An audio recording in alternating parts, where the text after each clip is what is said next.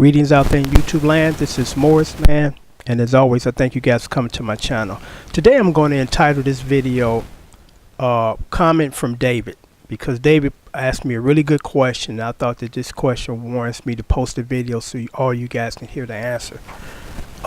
His question is this. I have a question. Have you ever done any co-writing or collaborating over the net like Compost.com? Check it out. Tell me what you think. And do you prefer another way of network collaborating?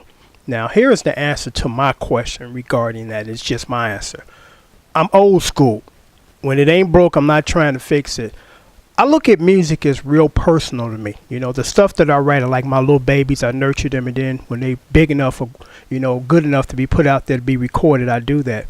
I can't write with people I don't know, you know.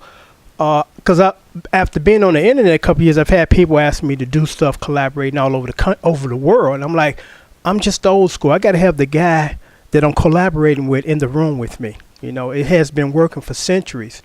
Now, some people, as far as their situation, it might want him to go out abroad because there's nobody in their neighborhood doing what they're doing. But music is real personal to me. And what's interesting is the majority of the people, you know, and back in the day, Smokey Robinson, the Miracles, the OJs, Frankie Lyman, and the Teenagers, guess what they all had in common? Now, that's just to name a few of a long list. Prince and the Time, Morris Day.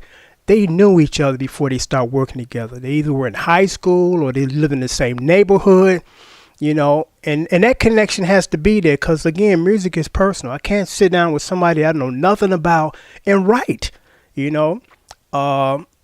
That's just me personally. It's just, you know, it just has to be there because when I was a teenager, I used to watch this show called Taxi.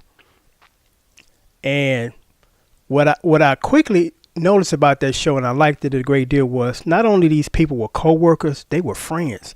They would go, you know, to dinner outside of work and, you know, over to each other's houses and go bowling.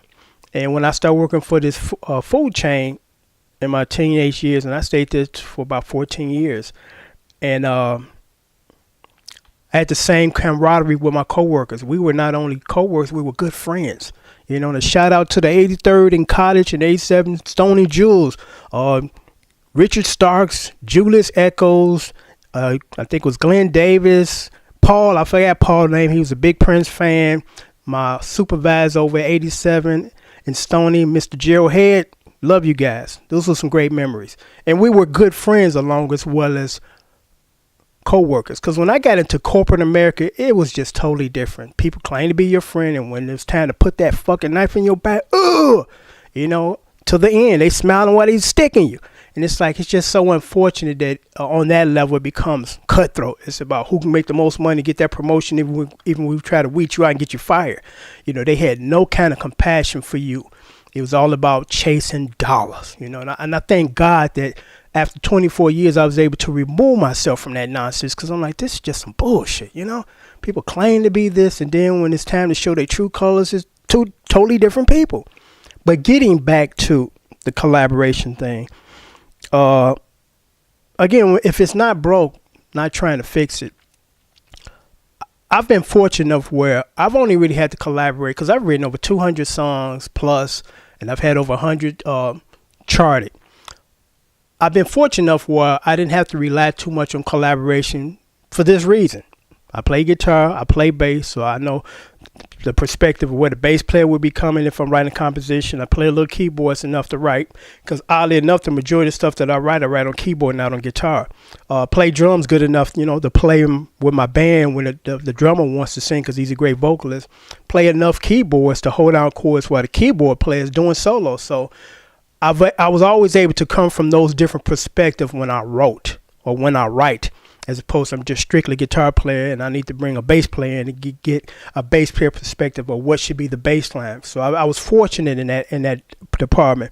When it comes to my lyrics, and this is just Morris Man's opinion, my lyrics is the most personal part of the writing aspect. I can sit down and write music all day long, chord progressions. But when it comes to the lyrics, it takes a little while and it's personal because I'm telling a story. and it's my story. So if I bring in another dude to ask them to help me, it's like he's not coming from the perspective of me as far as this is what this is about, and he can't feel that. Now there's some people that can fill in the blanks from like, I want to be able to write my lyrics from start to finish because I know what I want to express. Now, of course, when I give it to my vocalist, he might change a word or two or change the melody the way I wrote it because he's the singer and he knows best. And I'm like, I'm going to give you your space and let you do your thing. But when it comes to the lyrical thing, it's like I just got to sit down and do this by myself because this is very personal. But again, everybody is not me. There's some people that do need help to collaborate, to put together stuff like that.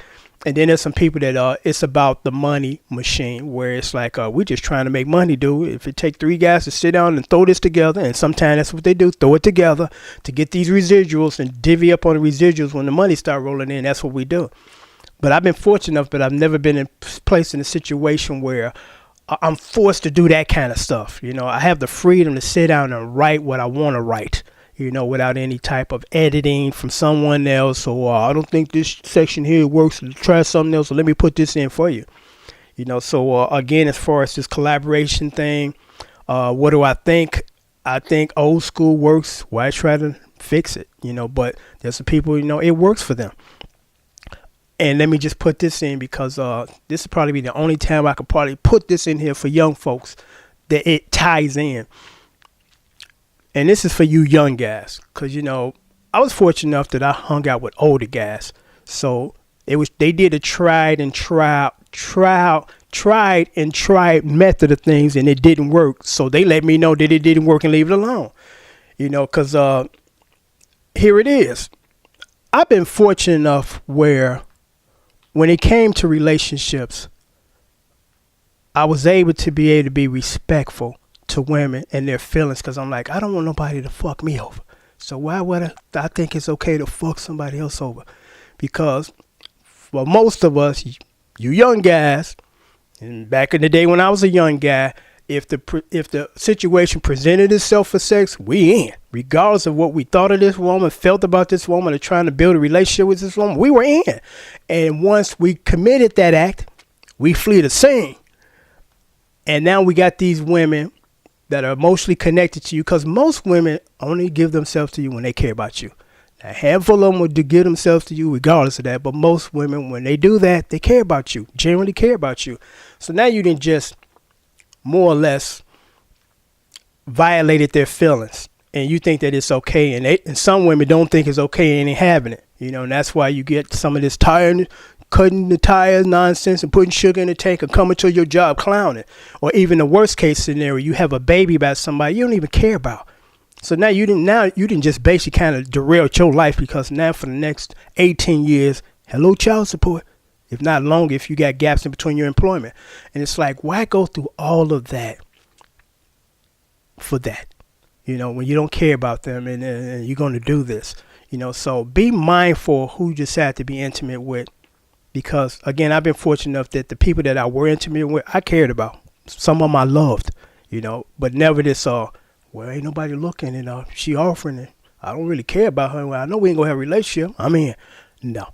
It's going to be a serious backlash to that, so think about that.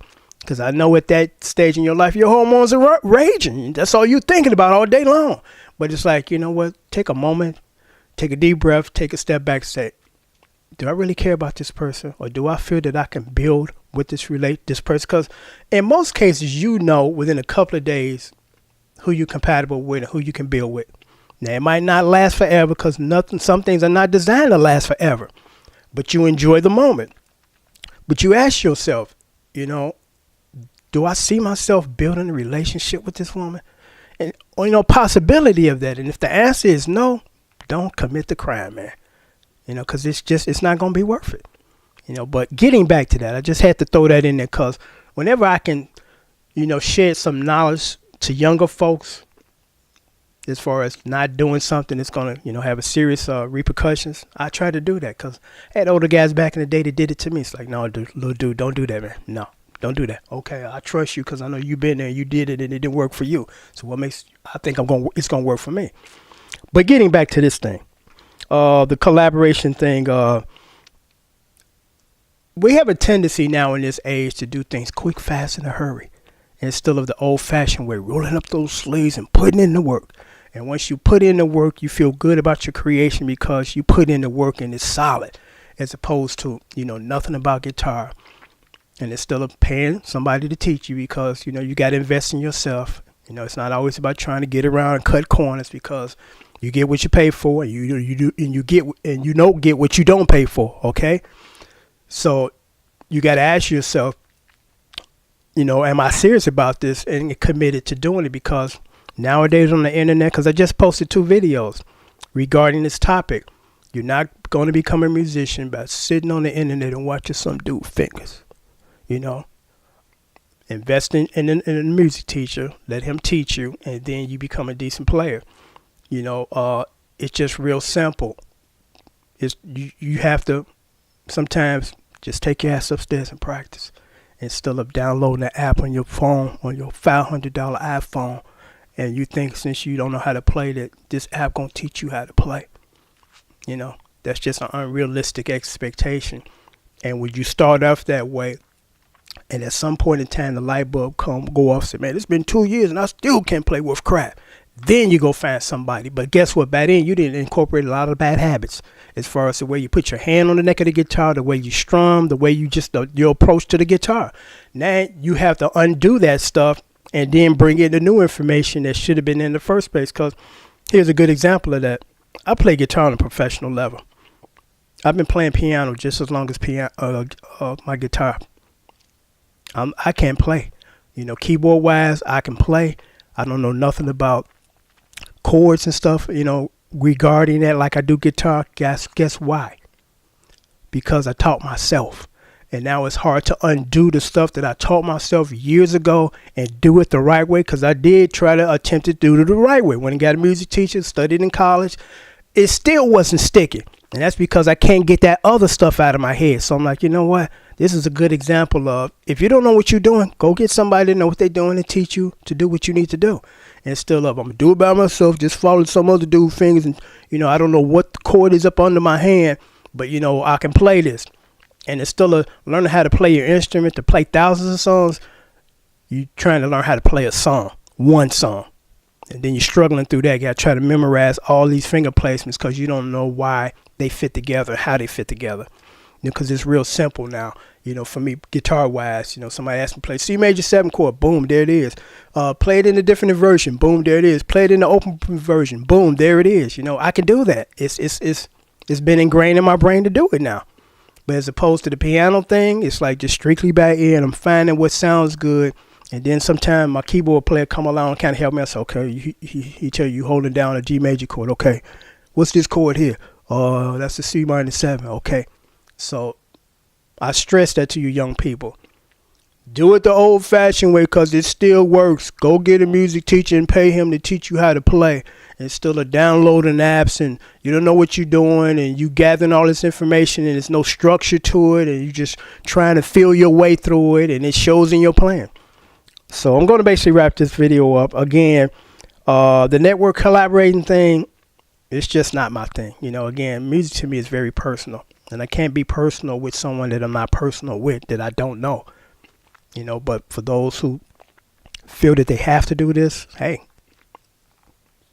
I wish you well.